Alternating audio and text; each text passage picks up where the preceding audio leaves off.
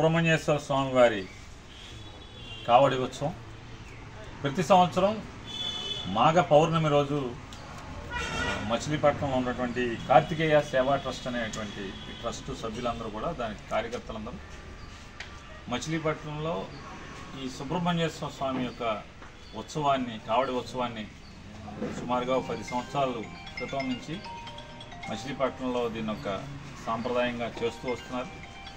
ప్రతి సంవత్సరం సుబ్రహ్మణ్య స్వామి భక్తులు లేదా మొక్కుబళ్ళు ఉన్నవాళ్ళు లేదా కొత్తగా కావడి మోసేవారి సంఖ్య పెరుగుతూ వస్తుంది.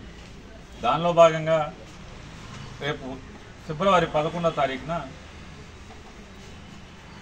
జిల్లా పరిషత్ సెంటర్ దగ్గర ఉన్నటువంటి ఆ వినాయక స్వామి ఆలయం నుంచి ప్రతి సంవత్సరం లాగానే అక్కడి నుంచి కావడి ఉత్సవం బయలుదేరి కోనేరు సెంటర్ మీదుగా రామలింగేశ్వర స్వామి ఆలయం వరకు కూడా జరిగేటువంటి ఈ కావడి ఉత్సవంలో భక్తులందరూ పాల్గొని తప్పకుండా స్వామివారి ఆశీస్సులు పొందాలని చెప్పని, అలాగే మచిలీపట్నంలో ఒక దశాబ్ద కాలం నుంచి సుబ్రహ్మణ్యేశ్వర స్వామి యొక్క కావడి ఉత్సవాన్ని బాధ్యతగా భక్తితో దీన్ని కొనసాగిస్తున్నటువంటి ఈ కార్తికేయ ట్రస్ట్ వారికి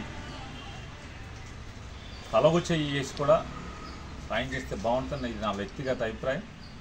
అలాగే ఉత్సవంలో కూడా చెయ్యి వేసినా చెయ్యి కలిపినా కలగకపోయినా ఉత్సవంలో పెద్ద ఎత్తున భక్తులు పాల్గొనాల్సిందిగా అందరినీ ఆహ్వానిస్తారు.